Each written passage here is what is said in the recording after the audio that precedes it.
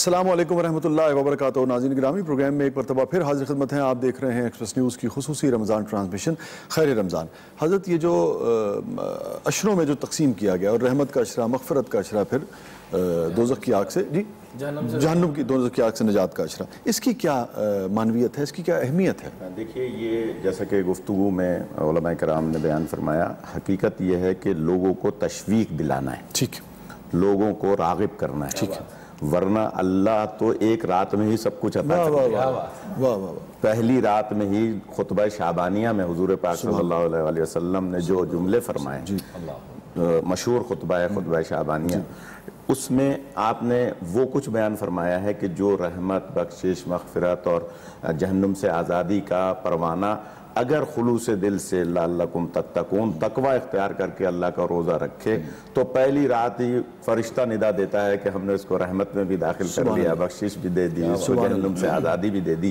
لیکن یہ تینوں اشرے اس لیے مختص کیے ہیں، الگ الگ بیان کیے ہیں تاکہ لوگوں میں جذبہ پیدا ہو، لوگوں میں شوق پیدا ہو اور وہ سمجھیں کہ کب مجھے میں رحمت میں دیکھیں اس کا بھی آغاز جو ہے وہ رحمت سے ہے. پہلے رحمت بالکل بنیادی رحمت، پھر مغفرت ہے. جی ہاں. تو اس لیے یہ تمام ان کو میں تقسیم کر کے دیکھیے، یہ جو اللہ کی طرف سے حکم ہے نا کہ تم یہ کام کرو گے تو یہ صلہ ملے گا، یہ کام کرو گے تو یہ صلہ ملے گا، یہ صرف اس لیے کہ ہماری فطرت میں، فطرت انسانی میں لالچ واقع ہوتی ہے کہ جب تم عبادت کرو تو تمہیں اللہ جنت عطا کرے گا، تمہیں دوزخ سے پناہ دے گا، نجات دے گا.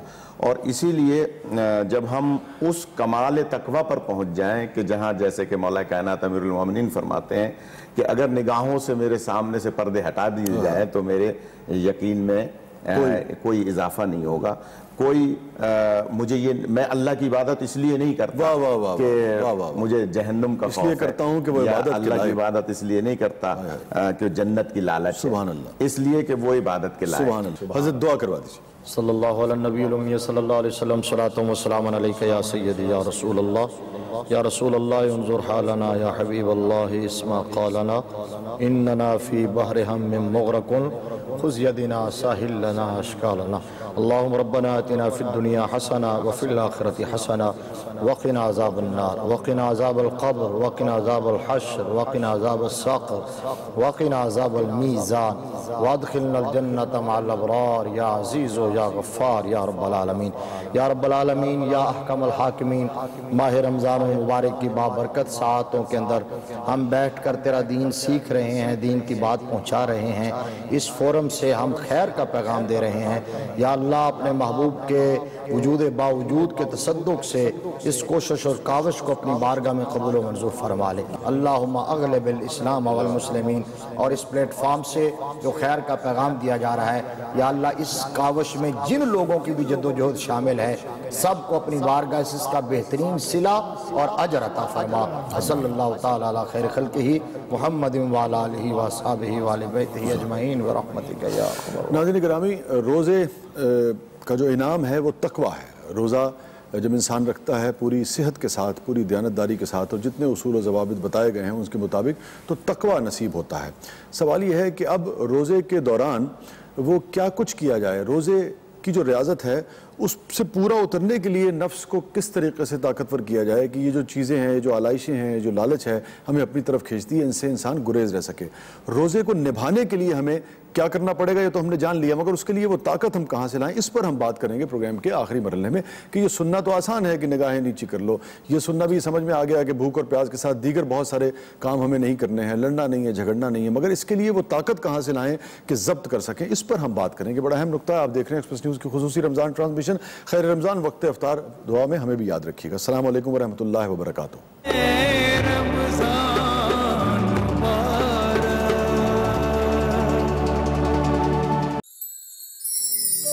پاکستان کے مختلف شہروں میں آج افطار کے اوقات.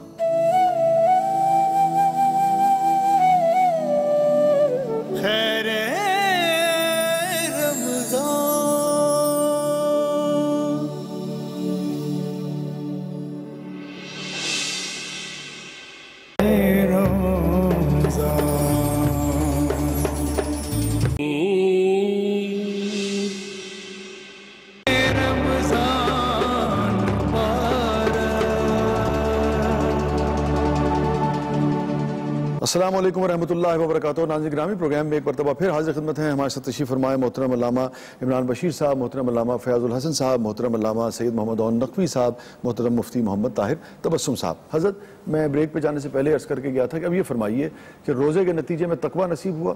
اچھا، اب روزے میں آپ سب نے بڑی عمدہ اس سے فرمایا کہ یہ آداب ہیں، یہ کرنا چاہیے، ڈوز اینڈ ڈونٹس ہو گئے. اب یہ سمجھ تو آ گئی ہے کہ بھئی یہ کرنا ہے یا نہیں کرنا ہے، مگر اس کے کرنے کے لیے طاقت نہیں ہے، کمزور ہے ایمان، نفس کمزور ہے. وہ طاقت کہاں سے لائیں گے؟ بسم اللہ الرحمن الرحیم، نحمد و نصلی علی رسول الکریم. شاہ صاحب، بڑی ہی خوبصورت بات، آپ نے ساری بات کا خلاصہ گویا کہ ناظرین تک پہنچانے کا سوال کیا. اللہ آپ کو اس کی جزا دے اور دنیا آخرت کی خوشیاں دے کہ آپ لوگوں کی کیسے فکر کر رہے ہیں. اللہ تعالیٰ اس میں اور خیر برکت عطا فرمائے. پہلے میں اس کی فضیلت آپ کو بیان کر دوں جو آپ کام کر رہے ہیں. حدیث پاک میں آتا ہے، ان اللہ و ملائکتہ یصلون علی معلم الخیر. جیسے اللہ اور اس کے فرشتے آقا علیہ الصلوۃ والسلام پہ مسلسل رحمت بھیجتے ہیں، فرمایا جو لوگوں کو خیر سکھانے کا ذریعہ بنتا ہے اس پہ بھی وہی رحمتیں مسلسل اترتے رہے.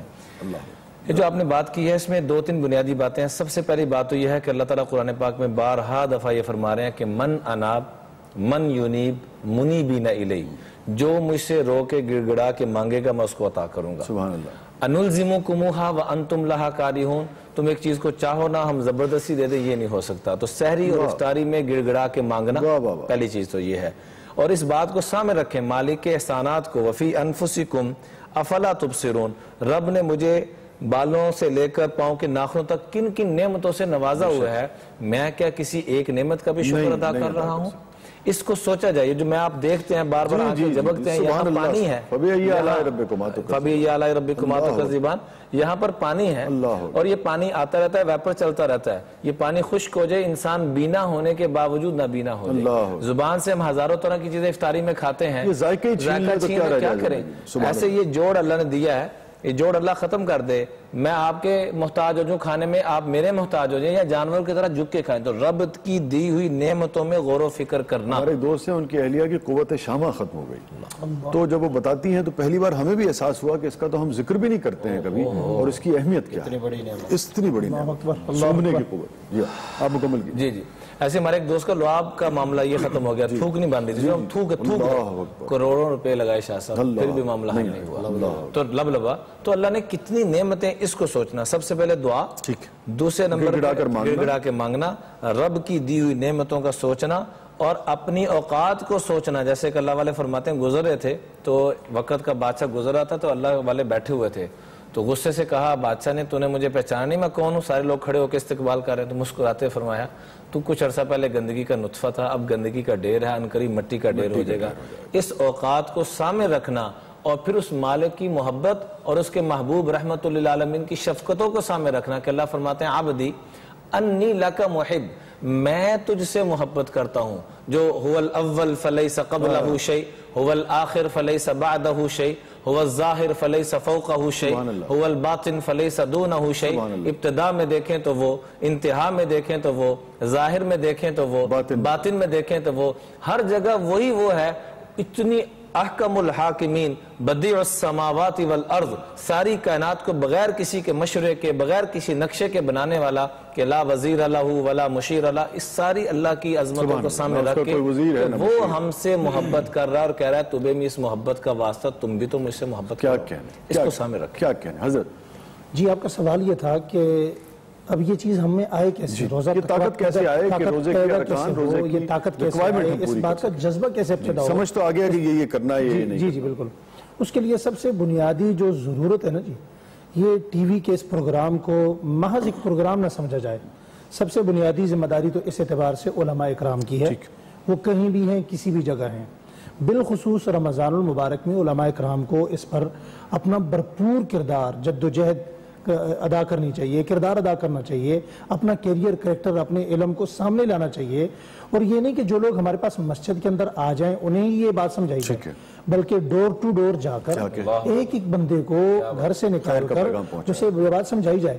پھر علماء اکرام کے بعد یہ نہیں کہ صرف یہ علماء اکرام کا، مساجد کے ائمہ کا، خطبہ اکرام کا، مشائخ کا یہ کام ہے. جو بندہ بھی یہ بات سن رہا ہے، پیغام سن رہا ہے، کنتم خیر امت اخرجت للناس، اس امت کو خیر امت کیوں کہا گیا؟ بالکل، ہر بندہ اس بات کو پہنچانے کے لیے وہ اپنا فرض سمجھے، جس طرح روزہ فرض ہے۔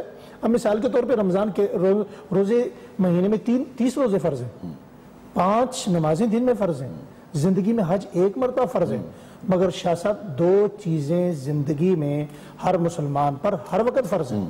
وہ کون سی چیزیں؟ ایک اعلیٰ درجے کے اخلاق اور دعوت پہنچا۔ حضور نے فرمایا انما بعثت لیتمم مکارم الاخلاق، ایک اخلاق جو 24 گھنٹے ساری زندگی فرض ہے، اور دوسرا دعوت، مسلمان کو دعوت، ہر وقت دعوت۔ سبحان اللہ۔ یہ ضروری نہیں ہے کہ ہم غیر کو دعوت دیں گے، اپنے کو بھی دعوت دیں گے، یا ایھا الذین آمنوا آمنوا، تاکہ نفس ہمارے مضبوط ہو سکے۔ حضرت دیکھیے اس امت کو امت مرحومہ کہا گیا ہے۔ عام طور پر جب کسی خاتون کا انتقال ہوتا ہے تو اس کے نام کے آگے مرحومہ لکھ دیا جاتا ہے۔ اللہ اکبر۔ امت مرحومہ ہے، رحمت والی امت تو سرکار کے صدقے میں پہلے سے ہی ہے۔ روزہ عطا کر کے اللہ نے تقوی کی دعوت دی۔ جب ہم نے روزہ اختیار کیا اور تقوی حاصل کیا، وہ تمام جو اس کے کہہ لیجیے اصول ہیں ان پر عمل کرتے ہوئے، تو اب ہمارے جسم میں حرام نکل گیا، کیونکہ روزے کی ایک خاصیت یہ بھی ہے کہ جو نہ چاہتے ہوئے بھی جس میں کوئی حرام چیز آ جائے اور اس سے گوشت بن جائے، پوشت بن جائے، آپ کا جسم بن جائے، روزہ اس کو گلا دیتا ہے، اس لیے کہ ہر چیز کی ایک زکوٰۃ ہوتی ہے اور جسم کی زکوٰۃ روزے کو قرار دیا گیا۔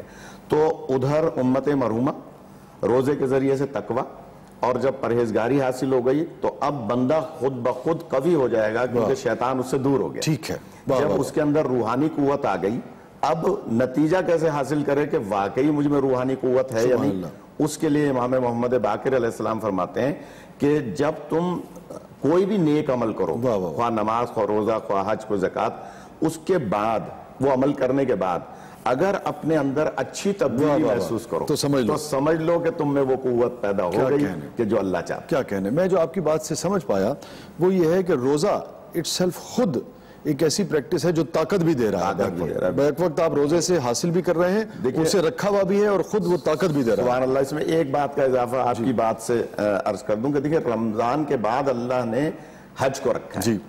رمضان میں جب پریکٹس ہو گئی بھوکا پیاسا رہنے کی تو وہاں پھر 24 چیزیں قریباً حرام کر دی گئی۔ جب آپ احرام پہنیں گے تو آپ پہ 24 چیزیں حرام ہوں گی۔ جب آپ نے ایک پریکٹس کر لی یا آپ نے ایک گویا ریاضت کر لی اور آپ نے ایک ورکشاپ کر لی رمضان میں، تو اب روزہ حج آپ کے لیے مشکل نہیں ہے۔ کیا کہنے حضرت؟ شاہ صاحب جو بندہ کسی کے ہاں نوکری کرتا ہے تو ایگریمنٹ سائن کرتا ہے، تو اس کے اندر جو ایگریمنٹ کے اندر شکیں ہوتی ہیں اس نے سائن کی ہوتی ہیں، کون سی پاور ہے جو اسے اس پر عمل کرنے پر مجبور کرتی ہے؟ ٹھیک ہے، بس یہ ایگریمنٹ ہے کہ ہم عبد ہیں وہ معبود ہے، ہم خلق ہیں مخلوق ہیں وہ خالق ہے، ہم مرزوق ہیں وہ رازق۔ سبحان اللہ۔ تو یہ ماہ رمضان المبارک آپ نے کہا نا، یہ کیسے اس کے اندر موٹیویشن پیدا ہوگی اور اتنی جرت کہ جی میں نے نگاہ بچانی ہے، کیسے اتنا طاقتور ہوگا؟ رمضان یہی سکھانے کے لیے تو آیا تھا۔ جب افطار کے دسترخوان پر طرح طرح کی انواع و اقسام کی نعمتیں پڑیاں تو ہاتھ کیوں نہیں بڑھاتا؟ کس چیز نے روکا ہوا ہے؟ یہاں وہ تصور ہے کہ میں بندہ ہوں، میرے مالک کا ابھی حکم نہیں ہوا، اجازت نہیں ملی۔ یہ ریفریشر کورس تھا، ماہ رمضان نے سکھایا اور کہا رمضان کے علاوہ جو 11 مہینے ہیں باقی زندگی ہے اس میں بھی اس کو اپلائی کرنا ہے، یہی تصور اجاگر کرنا ہے، اس کو پختہ کرنا ہے کہ میں کسی کا بندہ ہوں، کسی کی رعایا ہوں، کسی کا غلام ہوں، کسی کا نوکر ہوں، آج خود دنیا میں نہیں آ گیا، مجھے کسی نے بھیجا ہے، تو میری کامیابی، میری کامرانی، میری ترقی، میرا عروج، میرا کمال، فوز و فلاح اسی میں ہے کہ میں اس کے حکم کے مطابق چلتا رہا۔ سبحان اللہ، سبحان اللہ۔ حضرت چونکہ روزہ ہمارا موضوع تھا، ایک اہم نکتہ جو تھا، لازم بات ہے بہت ساری باتیں کہ سمٹ تو سکتا ہی نہیں ہے، ایسے موضوعات ہیں کیسے سمٹ سکتے ہیں، لیکن شعبان کے روزوں پہ اور پھر عید کے فوراً بعد جو روزے رکھے جاتے ہیں ان پہ بھی ذرا نفلی روزے ہیں اس پہ بھی تھوڑا سا مختصر 1 منٹ ہے میرے پاس، پھر آپ جو ہمارا سیگمنٹ ہے وظائف اوراد و وظائف اس کی طرف بھی ہم وہیں سے بڑھ جائیں گے، اس کے بعد آپ پھر کوئی وظیفہ فرما دیجیے گا۔ روزن سے پہلے میں ایک آخری بات جو موضوع چل رہا تھا اس کے متعلق عرض کرنا چاہوں گا کہ صحابہ کرام اسلام سے پہلے کس ماحول میں تھے۔ آقا علیہ الصلوۃ والسلام کی صحبت نصیب ہوئی تو اللہ نے پوری کائنات کا امام بنا دیا۔ ہمیں بھی چاہیے صحبت صالح و راصالح کو، کسی نہ کسی مربی، کسی شفیق اور نیک انسان کے قدموں میں یہ بھی آپ کے نفس کو کنٹرول کرے گا اور تربیت کرے گا، لیکن شرط یہ ہے کہ جس کو آپ پکڑیں وہ خود بھی صاحب شریعت ہو۔ بڑا دیکھ بھال، یہ بڑی اہم بات ہے۔ نام سنا جی، بہت بڑا نام ہے پیر صاحب کا، اور خود نماز میرے خیال میں آپ کو جج کرنے کا طریقہ بھی یہی ہے، جتنے صاحب شریعت ہیں اتنا ہی ان کا مقابلہ۔ بالکل، اس میں بھی الذین آمنوا وکانوا یتقون، معیار قرآن ہے، بالکل ٹھیک، پہلے ایمان اور پھر تقویٰ ہوتا ہے۔ یہ دو چیزیں کسی کے سنے پہ نہ جائیں، کہے پہ نہ جائیں، خود دیکھ لیجیے۔ بلکہ اللہ والوں کا یہاں تک مل رہا ہے کہ نہر کے کنارے بیٹھ کے وضو کرتے، پانی تھوڑا زیادہ ضائع کیا، مرید ہونے آئے تھے، میں تم اس میں اس کے ساتھ انصاف نہیں کر رہے تو میرے ساتھ کیا انصاف؟ تو خود شریعت پہ پابند ہو۔ رمضان کے بعد جو شوال کے 6 روزے، شعبان کے بھی جی رمضان کے بعد، رمضان کے بعد جو شوال کے اسپیشلی 6 روزے ہیں، حدیث پاک میں آتا ہے من صام رمضان، جس نے رمضان کے روزے رکھے، ثم اتبعہ 6 من شوال، پھر شوال کے 6 روزے کے، کانا کا صیام الدہر، اور ایک روایت میں کانا کا صیام السنہ، اس کو پورے سال کے روزوں کا ثواب۔ اب ایک 36 کو آپ ڈیوائیڈ کریں گے تو پورے سال پہ چلا جاتا ہے۔ وہی بات کہ میری امت بعد میں آنے والی ایک پہ بھی چلیں گے تو کریں تو 360 بنتے ہیں، اور اسلامی سال کے قمری سال کے 360 ہی ہوتے ہیں، تو اس حساب سے ہر چیز 10 گنا، اور ایک رات میں کانا کا صیام الدہر، پورے زمانے کے روزوں کا ثواب ملے گا اس کو۔ تو اور جو شعبان کا جو استقبال ہوتا ہے، یہ تیاری کریں۔ شاہ صاحب آپ یہ اصل یہ پوچھنا چاہتے ہیں کہ یہ ماہ رمضان المبارک میں تو ایک ہے نا جی، لیکن روزے کا اصل میں تصور دینا تھا۔ نبی رحمت صلی اللہ علیہ وسلم نے ایام 20 کے روزے 13-14 ہر مہینے میں 3 روزے فرمایا، جو 3 روزے رکھے گا ایسے ہی ہے جیسے پوری زندگی روزے رکھے ہیں، کیونکہ فرمایا ایک نیکی کا اجر 10 گنا ہے، تو 3 کا 30 ہوگا مہینے کے روزے۔ سبحان اللہ، یہاں بھی یہ سبحان اللہ۔ تو رمضان المبارک کے علاوہ بھی محرم کا روزہ، ٹھیک ہے، 10 محرم کا روزہ، عاشور کا روزہ، جمعرات پیر کا روزہ خود حضور رکھتے ہیں۔ تو رمضان المبارک کے علاوہ بھی جتنے روزے آپ رکھیں گے نفلی روزے، وہ آپ کو آپ کچھ کہنا چاہ رہے ہیں؟ جی ہاں، اصل میں فقہ جعفریہ میں عاشور کا روزہ نہیں ہے۔ اچھا، اس کی تھوڑی سی میں یہ ٹھیک ہے، ضرور ضرور ضرور، مزید بھی اگر آپ کچھ کہنا ہے ٹھیک۔